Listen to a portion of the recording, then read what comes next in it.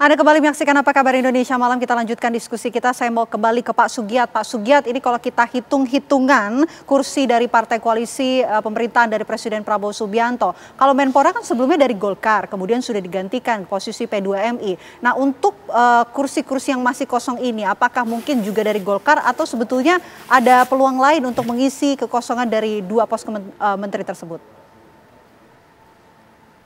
Ya, saya tidak mau terjebak menganalisis itu dengan pendekatan bagi-bagi kursi, Mbak. Karena apa? Karena memang kalau kita mau jujur, konsolidasi politik yang dilaksanakan oleh Bapak Prabowo Subianto selama 10 bulan ini saya pikir sudah tuntas, tidak ada kendala apapun. Pun misalnya dengan partai-partai koalisi yang nyatakan bergabung dengan pemerintah, dengan PDIP sendiri pun kan sudah komunikasinya sudah sangat cair. Misalnya beberapa kali Bu Mega mengatakan bahwa walaupun PDIP di luar pemerintahan, tapi PDIP akan mendukung segala kebijakan Bapak Prabowo Subianto yang terkait dengan hajat hidup rakyat. Saya pikir pendekatan yang dilakukan oleh Bapak Prabowo Subianto itu tidak hanya sebatas bagi-bagi kursi antara partai koalisi, tidak. Saya malah berpikir lebih jauh ke depan, misalnya bahwa Menpora misalnya atau Menko Polhukam atau kementerian manapun nanti yang akan mengalami reshuffle, pasti basis utamanya adalah kinerja. Bagaimana, apalagi Pak Prabowo ini seorang pemimpin yang orientasinya adalah orientasi hasil. Bagaimana kementerian-kementerian terkait itu bisa melaksanakan atau mengeksekusi program-program yang sudah disampaikan oleh Bapak Prabowo Subianto terkait dengan hajat hidup rakyat. Saya pikir itu. Oke, Prof. Nyarwi, kalau dengan hitung-hitungan partai koalisi, nanti yang akan mengisi kursi yang kosong nih seperti apa? Ya, saya kira begini ya, Pak Prabowo itu kalau kita simak ya dari komposisi kabinet yang disusunnya, itu kan tetap mempertimbangkan representasi beberapa, salah satunya partai politik. Kan kalau kita lihat kan ada representasi parpol, kemudian representasi dari relawan ada, terus yang berikutnya juga orang profesional ya, yang ketiga. Nah yang keempat ini kan presiden men, orang-orang yang selama ini memang sudah dekat dengan Pak Prabowo kan gitu.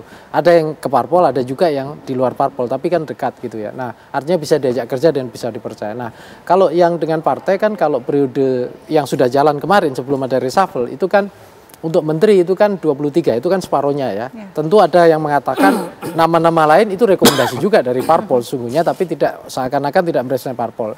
Yang wakil menteri kan hanya 18 ya dari 56. Nah, dugaan saya tetap Pak Prabowo mempertimbangkan ya komposisi representasi partai. Tetapi yang sulit itu kan begini, bagaimana representasi komposisi partai tetapi ya punya background profesional gitu ya, bisa bekerja dan kemudian dapat dukungan gitu loh dari bukan hanya internal partai dan kabinet, tetapi dari masyarakat. Nah ini yang saya kira kriteria ini yang tidak selalu mudah ya. Karena seringkali ini nama populer, tapi kemudian yang muncul sinisme ya, kritik gitu ya, yang itu bisa makin memberatkan Presiden Prabowo. Atau yang kedua nama dari partai, tetapi mungkin di partainya sendiri kontroversi, atau dari partai lain juga mungkin menginginkan posisi itu. Karena ini ya Vena ya, jabatan khususnya ini yang kosong kan kita lihat dua ya.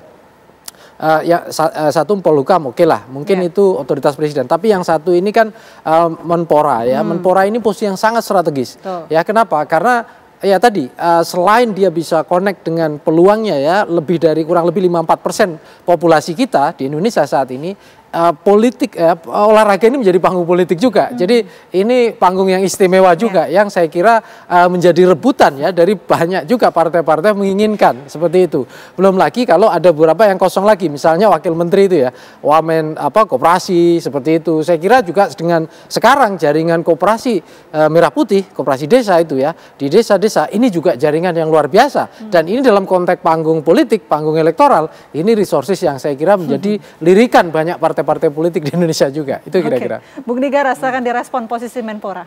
Ya saya kira saya setuju dengan apa yang dikatakan Mas Sugiat tadi ya. Memang itu tugasnya membantu presiden, meringankan beban presiden dari hal-hal yang negatif yang timbul dari luar gitu.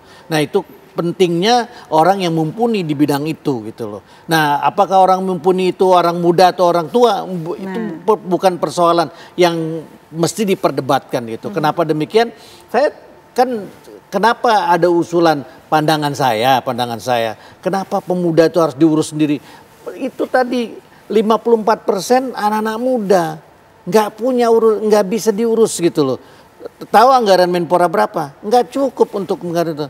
Bahkan Menpora sendiri nggak punya tanah di tempat Menpora itu bukan tanah Menpora, bukan hak itu GBK punya.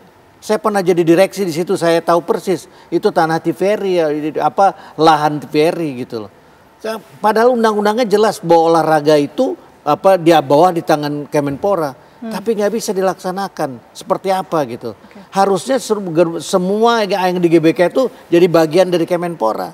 Karena itu udah bagian olahraga, undang-undangnya jelas menyatakan itu. Undang-undang nomor 11 tahun 2022 jelas itu mengatakan itu. Nah, sementara pemuda itu diurus oleh sedikitnya 27 kementerian. Ada pemudanya di situ, ngurusin itu gitu loh. Jadi bukan cuma Menpora ada pemudanya, betul bahwa namanya pemuda dan olahraga, ada nama pemuda itu, tetapi kepemudaan itu diurus oleh 27 kementerian gitu loh. Sementara olahraga enggak cuma satu-satunya gitu. Itu yang jadi persoalan. Intinya bahwa siapapun yang ditunjuk harus mampu membantu presiden. Kenapa? Karena emang mereka adalah pembantu presiden gitu. Baik, saya mau minta tanggapan dari Pak Sugiat. Silakan Pak, singkat saja Pak. Ya, saya masih berkeyakinan bahwa siapapun nanti yang dipilih oleh Bapak Presiden Prabowo untuk menduduki jabatan Menko Polkam atau Menpora atau kalau nanti pun ada kementerian lembaga lain yang akan diresapel, pasti basis pertamanya adalah basis kinerja. Bagaimana menteri-menteri nanti yang akan diberi amanah itu bisa mengeksekusi semua kebijakan-kebijakan Bapak Prabowo Subianto terkait dengan kementerian dan lembaganya. Baru yang kedua, saya pikir terkait dengan konsolidasi politik, saya pikir sudah tuntas. Misalnya saya di DPR sangat merasakan betul bagaimana seluruh elemen partai yang ada di DPR itu kompak, bersatu, apalagi terkait dengan kebijakan-kebijakan yang berhubungan dengan rakyat.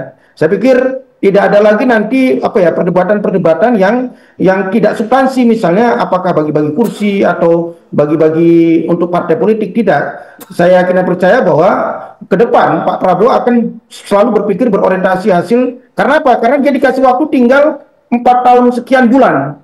Itu bukan waktu yang lama untuk mengeksekusi program-program yang saya pikir adalah program-program yang sangat besar, yang butuh fokus, butuh perhatian yang sangat serius. Saya pikir itu.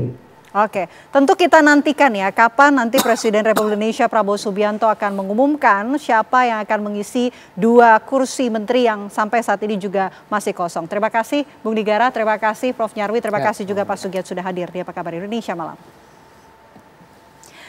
Dan pemirsa, diskusi kami tadi sekaligus menutup perjumpaan kami di Apa Kabar Indonesia Malam. Saya Vena Kintan. Ya, dan saya Kenana, pemirsa pamit undur diri. Sesaat lagi program Kabar Utama akan hadir menemani Anda bersama dengan Felicia Melinda. Akhir kata kami dari Apa Kabar Indonesia Malam pamit. Terima kasih, selamat malam. Sampai jumpa.